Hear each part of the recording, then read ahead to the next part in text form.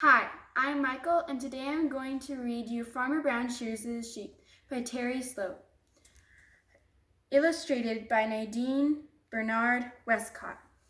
This used to be one of my favorite books when I was a kid.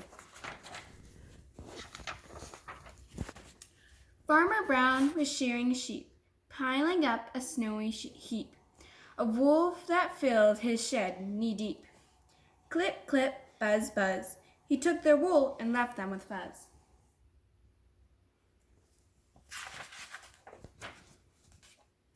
He filled his bags up one by one with fleece, but when his work was done, clouds had covered up the sun. The sheep saw their wool in sacks.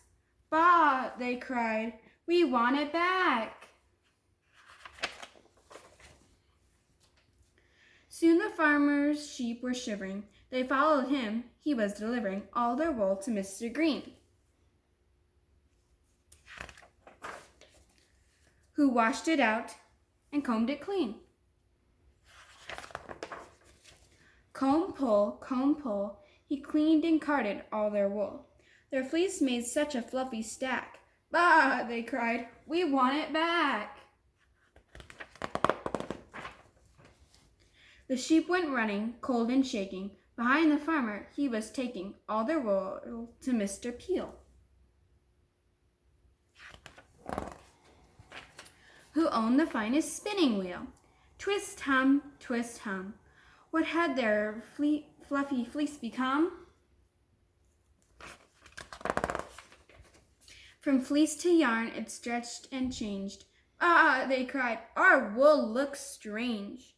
Chilly sheep with goosebumps crying rode right behind the farmer, flying down the road to Mrs. Muller, who changed their yarn from white to color. Dip, dye, drip, dry.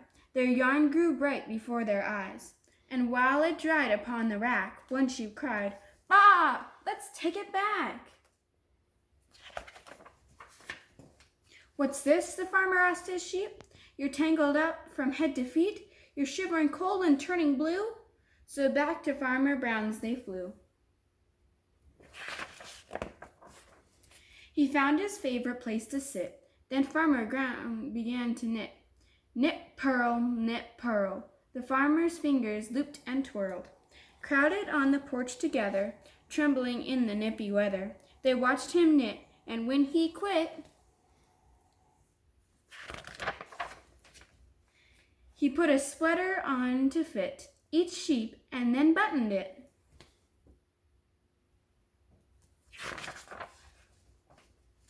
The sheep grew nice and warm again in brightly colored cardigans, in patterns made of red and green and all the colors in between. Now each year comes shearing time. The sheep wait eagerly in line to feel the clip and hear the buzz, and wear bright sweaters over fuzz. The end. I hope you enjoyed this book. Good night, little Longhorns.